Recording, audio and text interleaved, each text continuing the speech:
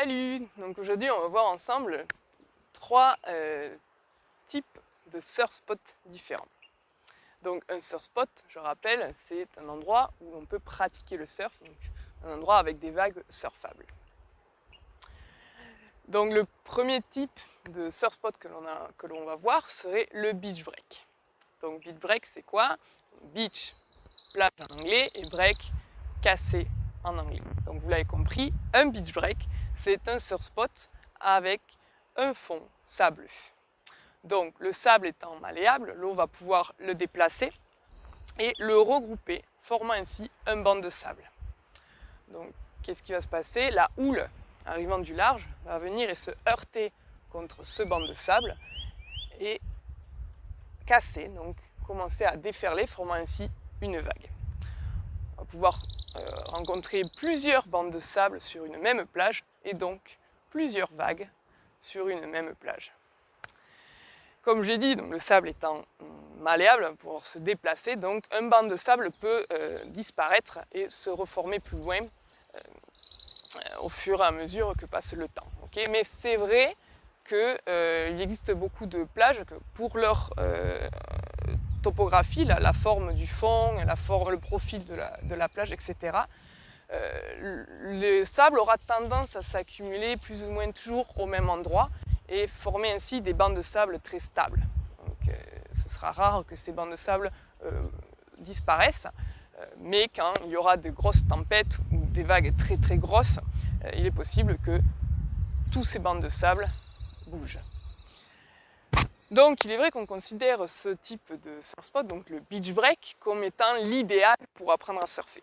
Effectivement, lorsqu'on apprend à surfer sur un fond sableux, si on tombe et qu'on touche le fond, ce sera bien sûr moins douloureux que si on touchait un fond très dur. Okay, mais aussi, la vague, quand elle va casser, une partie de son énergie sera absorbée par le sable. Donc on aura en général des vagues plus douces dans les beach breaks que dans des spots à fond dur.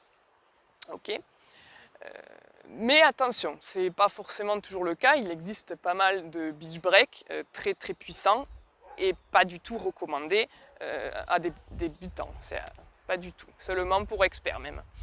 Je pense notamment au beach break Puerto Escondido au Mexique. Donc cette vague peut être monstrueuse et il y a très très très peu de fond. C'est-à-dire que la vague casse presque dans le sable, ce qui fait que c'est une vague très très dangereuse et qui est surfée généralement que par des pro-surfeurs. Ok? Donc n'essayez pas d'aller surfer là-bas.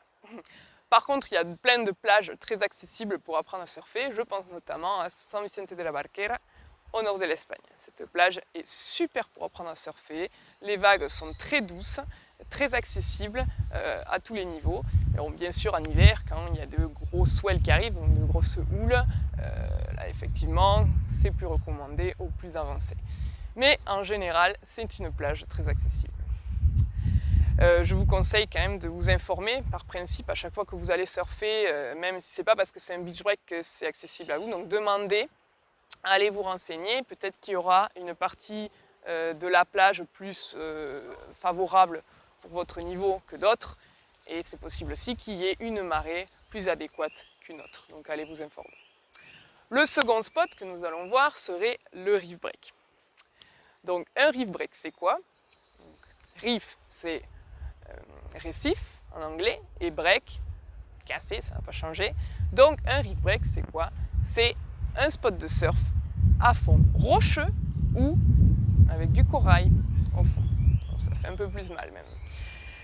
Donc ce type de fond ne va pas bouger. Okay, les rochers, les coraux, ils vont rester toujours au même endroit.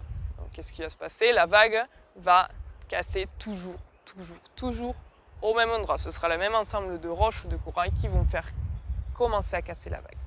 Donc bien sûr, en fonction de l'orientation avec laquelle arrive la houle et sa taille, l'endroit où va commencer à casser la vague va pouvoir bouger un petit peu. Mais ce sera toujours dans la même zone. Okay, et ce fond-là n'étant pas du tout malléable, il ne va pas du tout absorber l'énergie de notre vague. Donc les vagues sur un reef break vont casser avec toute leur force, toute leur énergie.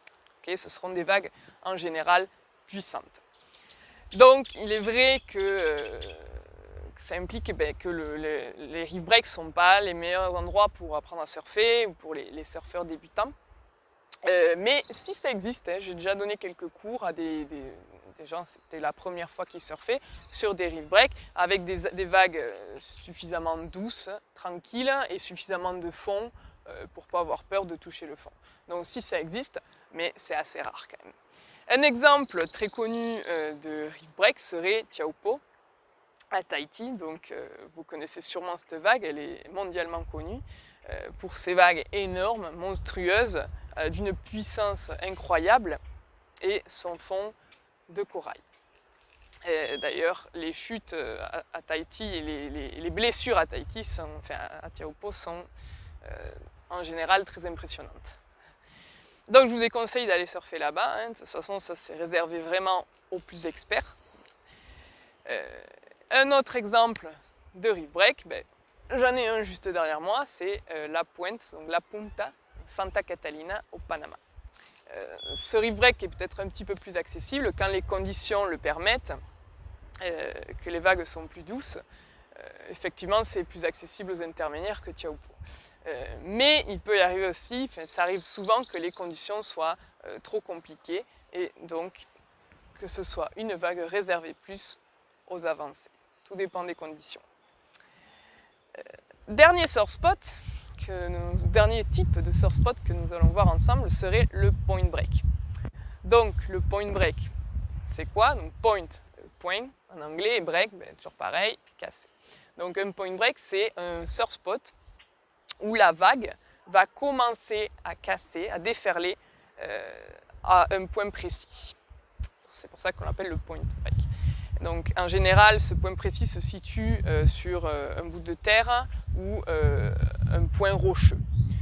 Donc effectivement, en fonction des conditions, si la houle arrive comme ceci ou comme ceci, en fonction de sa taille, ce point-là va pouvoir, l'endroit où va commencer à casser la vague va pouvoir bouger un petit peu, mais voilà, la zone dans laquelle la vague va commencer à casser sera toujours la même, ce sera un point précis. Donc une fois qu'elle aura commencé à casser, cette vague va déferler tout le long de la côte sur de très très longues distances, okay, plusieurs centaines de mètres. Et ça peut être des fonds sableux ou rocheux, peu importe. Donc on trouvera des point break très difficiles, comme on peut trouver des point break beaucoup plus faciles d'accès, beaucoup plus tranquilles.